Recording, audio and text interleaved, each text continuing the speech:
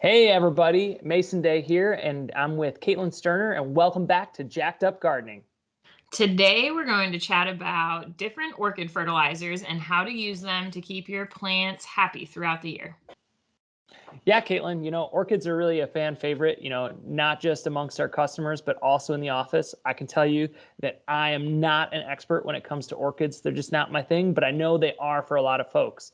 And if you look at our Jack's Classic product line, we really do have a lot of options for orchid growers. We have two granular products for orchids.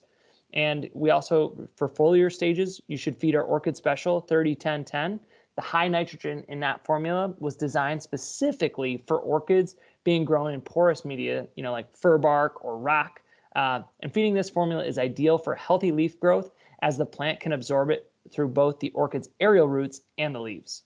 Yep, so pretty much when your plant sets flower spikes, you can then feed our 10-30-20 blossom booster. The high phosphorus is key in this formula for your plant to produce beautiful blooms. So when growing indoors, these granular formulas should be fed at a quarter teaspoon per gallon every time you water, or a half teaspoon per gallon every 7 to 10 days.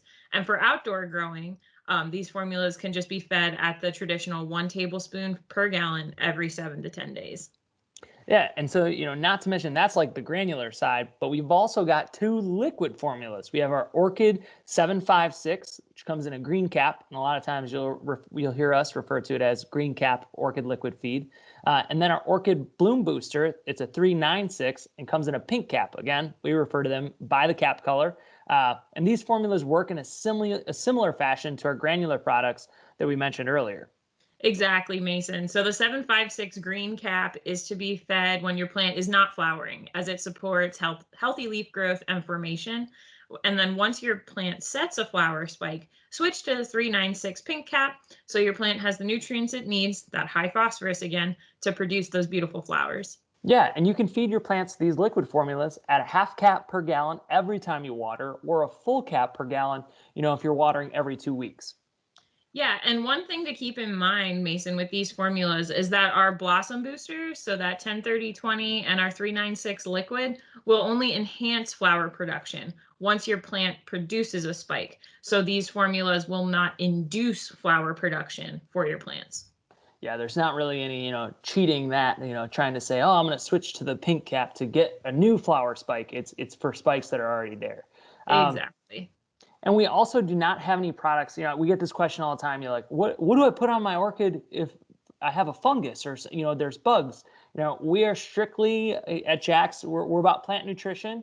And, we obviously want you guys to have success with your orchids, but we don't necessarily have any products that are going to help you treat fungus or, treat fungus gnats, for example. We're meant to be there as the nutrition to make your plants as healthy as possible, as they're growing. But the best thing to do in that situation to reduce fungus is to not overwater them and prohibit, a really moist environment where fungus likes to thrive in. Yeah, that's a great point too, Mason. Fungus can be a real challenge for some growers, so it's good that we mentioned that here. But pretty much that wraps up our orchid chat for today. So we hope this inspires you to get your orchids jacked up on jacks.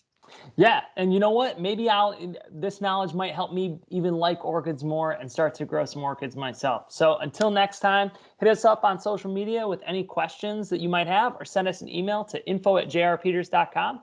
And we look forward to hearing you and can't wait to answer your questions here on Jacked Up Gardening.